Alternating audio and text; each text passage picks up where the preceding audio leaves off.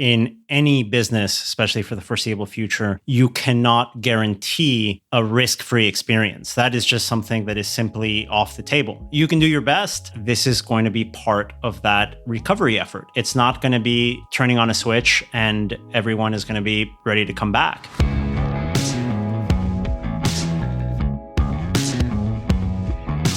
This is the Box Office Podcast. I am Russ Fisher, the editorial director of the Box Office Studios, which provides editorial content for movie theaters. And I am joined, as always, by my magnificent co-host in New York City, Daniel Laria, the editorial director of Box Office Pro magazine. Hello, Daniel. Hey, Russ. Exciting week this week. Did anything happen on Friday? Did you have a good Friday evening? Yeah, no, nothing happened. Nobody had to scramble with the whole slate of release date changes. It's almost like we're back to normal with the Friday afternoon news dump. Before we get into that too deeply, we also this week welcome back Rebecca Pauley, the deputy editor of Box Office Pro, and Sean Robbins, the chief analyst at Box Office Pro. Both of y'all, happy to have you back with us. Yeah, thank you. It's great to be here. Rebecca, I think this might be the first time we've done the podcast at the same time. So good to be on here with you as well. Good to be on here with you as well. Yeah, we're team Box Office. We'll leave it to the two of you. You two take over, and Daniel and I are going to go get a beer. Awesome. Well, Sean, okay, so let's talk about how much they suck. All right. Yeah. The Rocky franchise is awful. Oh. Okay, wait. Okay, hold on. Let's do something different. As Daniel kind of implied, Friday had some really big news. Last week had some really big news overall. The biggest news was that Tenet, Christopher Nolan's new movie from Warner Brothers, which has been pegged as the big grand reopening title as movie theaters begin to reopen, was moved from its planned July 17 date to a new date of July 31. That raises a bunch of questions, and we want to begin to discuss them with Sean here. So, Sean, my main question is, with Tenet now pushed by 2 weeks, that's still pretty early in the reopening cycle. Can Warner Brothers possibly make enough money with Tenet on July 31st to justify opening the movie now rather than waiting for later in the fall? That's the $1 million question, and I think at this point it's anybody's guess. But the fact that they moved it 2 weeks and didn't completely abandon that July 17th date, they positioned an Inception re-release there, which will effectively serve as a 2-week marketing campaign for Tenet. I think that still kind of indicates their confidence in being able to do it. But I think the bigger impact of this, and what we'll probably see for at least a few months, if not the rest of the year, is how different these runs are going to be, and the fact that we could be talking about a much lower opening than we might usually expect, but a longer playability both domestically and worldwide, because it's true, not every major city, not every major market will be able to meet that immediate capacity you would expect under normal circumstances. So where I think this is kind of going is it's a big experiment, and someone has to be the first to do it. And even though technically right now Mulan is scheduled before Tenet, whether or not that stays, this is still going to be part of that big first experiment. And I'm sure Christopher Nolan, given his advocacy of the exhibition industry, is kind of okay with doing that, because he has that reputation of delivering films that eventually make back their money in spades. Next week, we're going to circle back and actually, the discussion about the impact of Tenet's date change, what it means. By that point, potentially other date changes. We'll see what happens over the next few days. We're going to come back to that with next week's episode. So, Sean, thanks for chiming in. I appreciate your insights, and feel free to stick around as we talk about CineEurope, which is basically Europe's CinemaCon. It's the annual convention of Unique, which we've discussed before. It's the trade association that represents European cinemas. There is some major news that's set in that market on that side of the world, because one of the other big things that happened last week was that a planned acquisition of Cineplex by the UK's Cineworld circuit fell through. Had that happened, it would have created basically the largest cinema chain in the world. It did not happen, and presumably there will be some pretty significant repercussions as we move forward. So, Daniel, if you will, kind of lay things out for us as far as what you got out of Cineworld so far and where things stand. So this was the second big news story that we got as I was preparing to make dinner last Friday. And we ended up ordering takeout after these two things came in. It's a huge story here in the exhibition community. Cineplex is the leading exhibition chain in Canada by quite some distance. Actually, Canada is a market that is kind of like Mexico, led by two players, the other one being Landmark, which is owned by another European entity, Cinepolis. So you're in a situation in the Canadian market where you have two major players, one of them owned locally, Cineplex, with a large concentration of screens in the country, and the other now part of the Cinepolis global network of theaters. We've been seeing this sort of globalization of the cinema industry here in the North American market for quite some time, with a lot of multinational chains emerging over the last 5 years. So that acquisition of Cineplex by UK-based Cineworld would have created the number one cinema circuit in the world with over 11,200 screens in markets that include the United States through Regal Cinemas, the second largest circuit in this country, the UK, Czech Republic, Slovakia, Hungary, Bulgaria, Romania, and Israel. It would have been a massive circuit had the acquisition gone through. It was actually announced in December. And there were a lot of eyes on whether that was going to happen or not once the onset of COVID-19 emerged. All of a sudden, from what we can understand, which were two press releases respectively sent by both companies, Cineworld is claiming certain breaches, using their words, to the agreement, allegations that Cineplex is denying. And it looks like this is going to be a messy situation that's going to be resolved in the courts. So what would have been probably the biggest business story in this industry has now completely been upended as another casualty of the impact of COVID-19. Cineworld and Cineplex have both made announcements as to reopening dates. Seems weird that would be the second biggest bit of news in the last week for both of them, but like Daniel said, the acquisition news is really major. Cineworld is going to be opening locations in England on July 10th. Note that it is England, that's not the entire UK, Scotland, Wales, and Ireland locations there. They're waiting on government regulations to ease up more before they announce a date. And with Regal, which is owned by Cineworld, the majority of theaters are going to open up on July 10th, with the remainder opening up on July 24th. It's kind of a similar situation to what Sean spoke of in regards to Tenet's release date being pushed back by 2 weeks. It looks like with this reopening strategy, they're taking into account that the staggered nature of markets opening up in the United States. And then in the case of Cineplex, actually, as we record this, some locations of the Rec Room, which is their entertainment center concept, are actually opening up this week already. So by the time you're listening to it, they will have already opened up, albeit in limited capacity. They're going to open 6 theaters in Alberta on June 26th.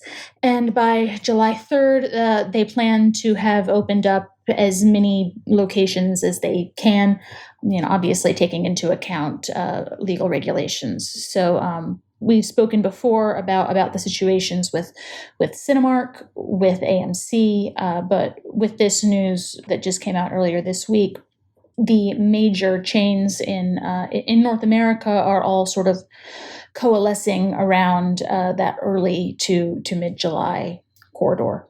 It's interesting, Rebecca, as you mentioned that these statements or these press releases that came out from circuits have now painted a complete picture of when we can expect most of the major circuits, not only here in the United States, but also in Canada and in Europe, to reopen. And even though that July 17th date will not be the release of Tenet, it did sort of create this sort of pace setter for the rest of the industry to look at one uniform date as a sort of goal to have everything ready, that 2-week push for the film now gives all of these policies and sanitation guidelines that they'll be instituting. It gives them that extra sort of 2-week push to implement them, enhance them, and adjust them as need be. Cinepolis earlier this month announced an opening timeline. At this point, they have cinemas opened in the Netherlands, Spain, and Switzerland, and they do actually also have chains in Canada. Landmark Cinemas of Canada is owned by Cinepolis, the second largest exhibitor there, and NJR Cinemas in the United States. There have not yet been any opening release dates for those.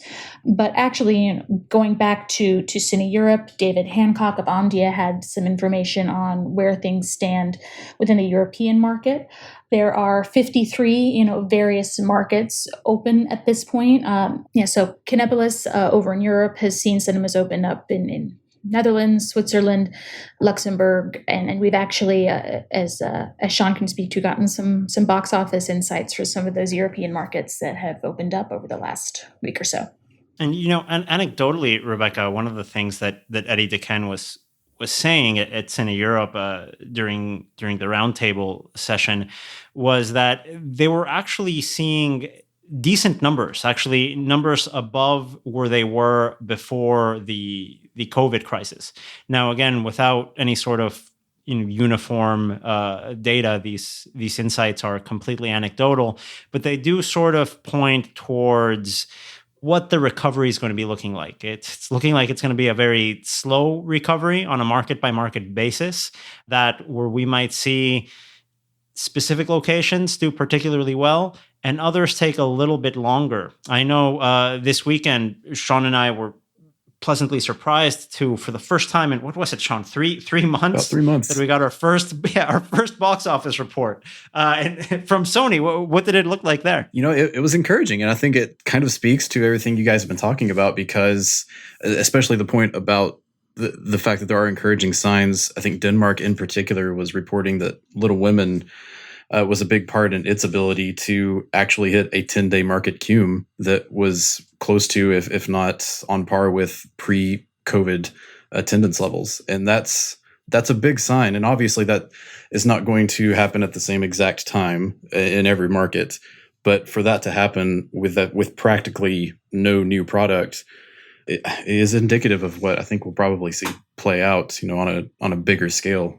Stephen Odell at Sony actually said something interesting about that really stuck in my mind, which is that in Japan, and again, this is anecdotal from him. We don't have any kind of data to back this up, but there's a culture of women going to the movies in groups, and that was a concern. Can you get women to go to the movies by themselves and not in groups? And when it comes to Little Women, they were really able to do that and tap into that audience.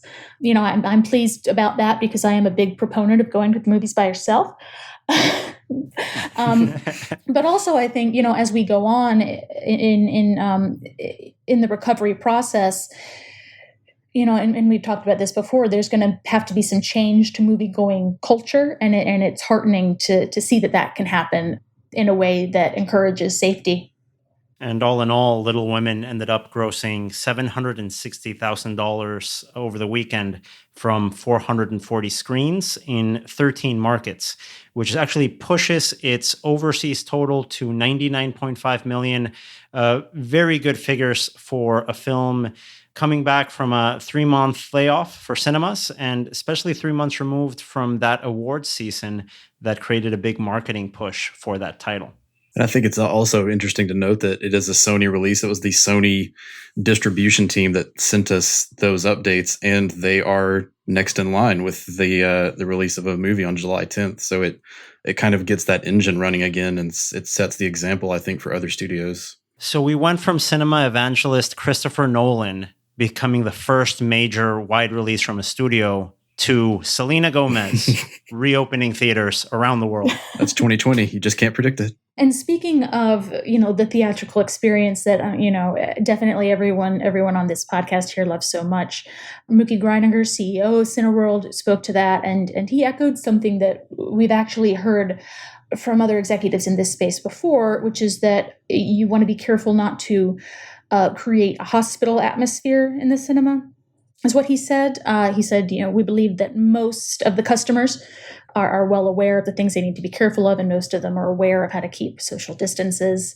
I'm interested in hearing your thoughts on that, just because coming at it from my perspective, when I hear, most people know what to do, most people will keep social distances, this is a highly contagious disease, and most people, but not all people doing stuff can definitely have adverse effects. Granted, we're talking about European markets here, whereas things are definitely different here in the United States in terms of government response. Yeah, but I mean, I'm just anecdotally seeing that a lot of people I know and a lot of my friends who are very heavy moviegoers are not comfortable going back anytime soon, and especially are real hesitant with the lack of mask requirements. What are you guys' thoughts on that? I kind of fall into that group. I am personally not ready to go back. And it's not a knock on any business and the policies that they're enacting. I think they're doing as much as they realistically can.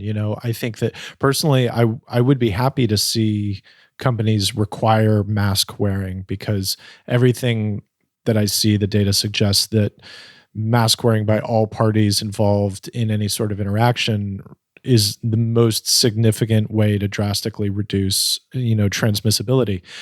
But I also understand why it's pretty difficult for a movie theater to require a mask, because that requires enforcement, and enforcement becomes very tricky, especially as we're also in the midst of nationwide protests. So it's like you start posting cops in front of theaters, and that changes the dynamic. And I can see why theaters don't want to do that. I don't think patrons want that either.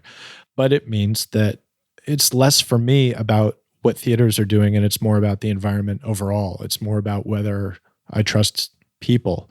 And like, I trust y'all and I trust the people I know, but the aggregate mass of random people out there, I don't trust so much, because I can't put my family's well-being in their hands. I have to put it in my hands. And people won't necessarily know. I mean, you could be cleaning a theater, constantly, all of it, all during waking hours, and someone who maybe has coronavirus and doesn't know it can come along and touch it 5 seconds later, and you can't take the risk down to zero. It's not possible. So a theater can do anything, and just a lot of people just aren't going to be ready. It's down to that, right, Rebecca? It's down to risk tolerance. I think in any business, especially for the foreseeable future, you cannot guarantee a risk-free experience. That is just something that is simply off the table. You can do your best. And I think when it comes to businesses, it's just understanding that this is going to be part of that recovery effort. It's not going to be turning on a switch and everyone is going to be ready to come back. Different people are going to have different comfort levels in returning. And it's kind of falling into that perspective that Russ is saying, of understanding what the limitations are in enforcing a policy, and where strongly suggesting or strongly promoting what role that can have. So yeah, it's going to be a very, very tricky balance as we move into a very fractured reopening effort. It brings it full circle. I think why the discussion of reopening is just as important, if not more important, than when's the first big movie coming out. Because we're used to talking about what's the word of mouth going to be like for X movie, Y movie. That's not what the focus is. The focus now is, what are people going to say about their experience during those early weeks of going back to the theater with or without new movies.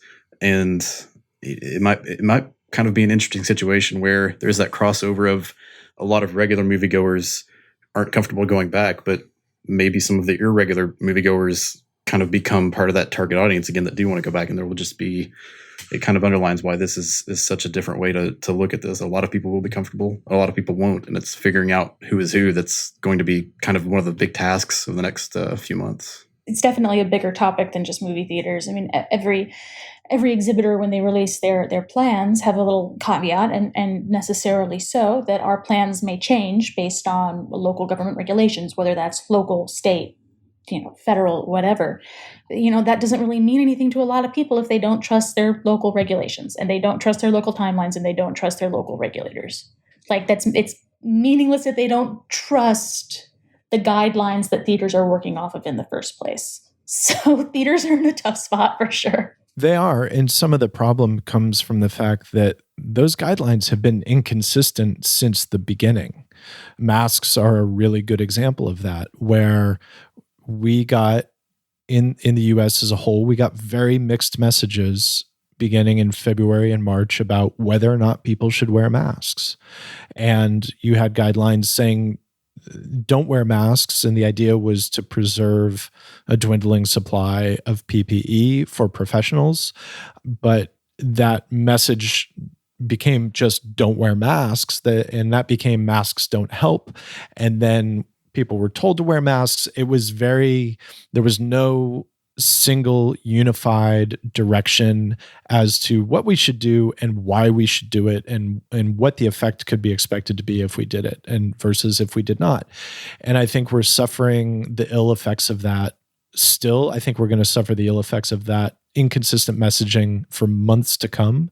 And I think we're still seeing it rolling out in the fact that you've got territories within this country that are opening in different ways under different rule sets and different policies. And that inconsistency makes it very difficult for everybody, makes it difficult for businesses.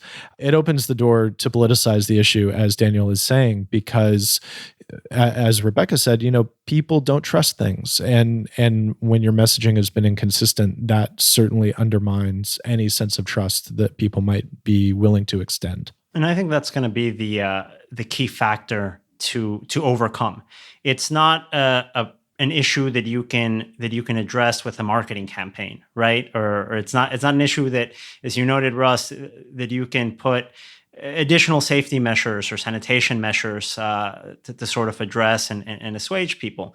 There are people that no matter what steps you take will not feel comfortable. And that's neither good nor bad. That's just, if anything, extremely understandable. This is a new crisis that we're all sort of trying to scramble to understand how to deal with. For any business in the hospitality industry, you have to find that balance of understanding where your customers are coming from and not asking them to go a step too far in coming in through your doors. It'll be a crucial challenge to overcome. I will say I don't look at it as an unsurmountable challenge. So I don't think that this means people are just going to throw their hands up, give up, and turn on their TVs and stay indoors for another period. I think the demand to enjoy an out-of-home experience will be there. I don't think that has an expiration date. Going back to CineEurope, Kathleen Taft, the head of global distribution at the Walt Disney Company, mentioned that for the industry to really thrive, the at-home experience can't exist on its own. If it were all down to if at home were the be-all end-all, I would have watched Artemis Fowl by now, and I haven't, and I have no plans to. That's a good Artemis Fowl callback. I was going to say that's going to be the plot for Rocky. Fighting COVID-19. I can't wait for the training montage. But talking about in this vulgar transition I'm about to make, talking about movies we haven't seen or that we've actually have started to, but for whatever reason not finished. It's one of the movie questions we like to sort of end podcasts with in a bit of conversation. Our colleague Kevin Lally was telling us about this anecdote in the 70s. He went to the cinema to watch, was it Black Sunday, Rebecca? I believe that was the title he was seeing at the movie. It was, but it wasn't the Barbara Steele one. It was a different one. It was the Super Bowl bombing one, I think, right? Yes. So he's watching this movie, and the blackout of New York City happens. And the entire movie theater, everything just stops. They have to leave the theater. And since 1977, since that day, Kevin had not finished that movie until now, where he's stuck at home 30 years later. He's finally able to finish that movie. I wanted to open this up to you guys. What's the one movie you've just never gotten around to finishing? I don't have the excuse of a blackout, and I would need a really good excuse to make this justifiable. I don't. I'm going to get fired. I never finished Raging Bull. That silence is judgment. Yeah. How far did you get? How many rounds did you go? 15 minutes. I just wasn't feeling. King of Comedy I didn't finish because the secondhand embarrassment was too bad, and I just wasn't in the mindset. Raging Bull, I just put it on like 10 years ago and just I mean, I'll get back to it one of these days. Oh, there's enough disaffected males in the film journalism side to you haven't missed much. I think a lot of the I've seen The Age of Innocence, I've seen all the good Michelle Pfeiffer Scorsese's. The most recent one on my mind was probably Men in Black International. I just couldn't do it. And I love those movies. I mean, mainly the first one and the third one, but yeah, I think we rented that. I didn't even see it in the theater, so guilty on that one. But yeah, it just, that's the most recent one I can think of, and really one of the few. I really, if it's either something looks appealing enough for me that I will sit through it for 2.5 hours, or it just doesn't look appealing and I don't give it a shot. That was kind of one that snuck through that crack. Has anyone walked out on anything? Oh, so many things. All the time. But I'm obsessive compulsive in the sense that if I've committed, say, 60 minutes to a film, I'll finish it out. The only time that hasn't happened, I walked out of the Show East trade screening of La La Land because I was hungry. And it came to, should I sit through a second hour of this, or is Pad Thai better? And I can tell you the Pad Thai was much better. But I did eventually end up finishing that film and not regretting that walkout at the time. The one exception, and this happens to me all the time, and I'm going to put him on the spot, so you guys need to have my back on this if it splashes back on me.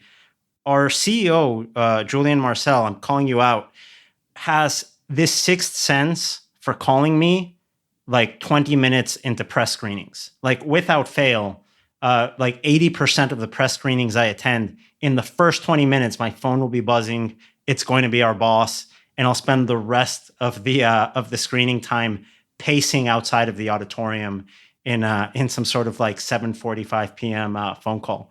They're shifting things over, so now I'm expecting those phone calls to happen at 7 a.m. rather than 7 p.m. So I guess that's one of the pluses as we enter the second half of the year.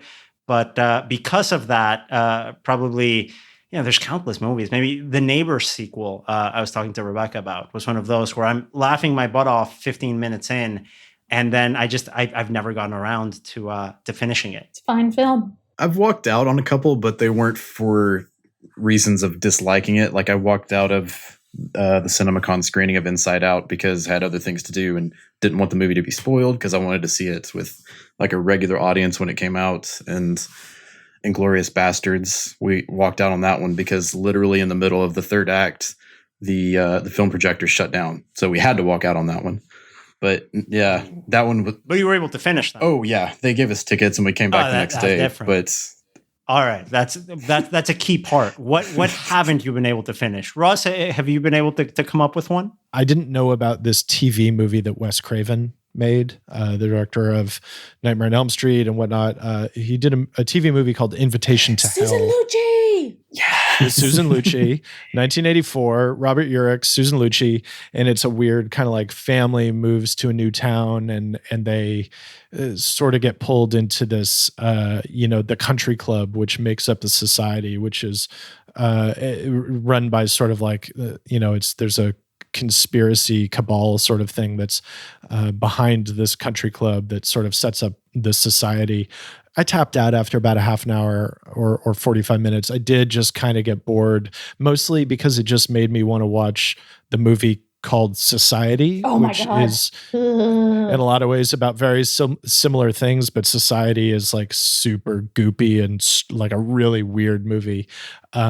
So Invitation to Hell, I was just... You didn't miss out on Invitation to Hell. It's not good. Susan Lucci wears some really good clothes in it, and the final third where Susan Lucci goes full like, "Hi, I'm Satan. I'm Susan Lucci. Welcome to hell." That's good. For the record, Rebecca finished both these movies, but couldn't make it past 15 minutes of Raging Bull. I'm just saying that in the friendliest way possible. Oh, Society's amazing, but it's disgusting. Yes, Society is a wonderful, gross movie. Society is a very good. Society is one of those movies that's sort of like, it's a good in-crowd movie. Like you meet somebody and you're talking to them randomly, and Society comes up, and when you realize you both like that movie, you're like, oh, we can probably be friends because you like this really bizarre thing.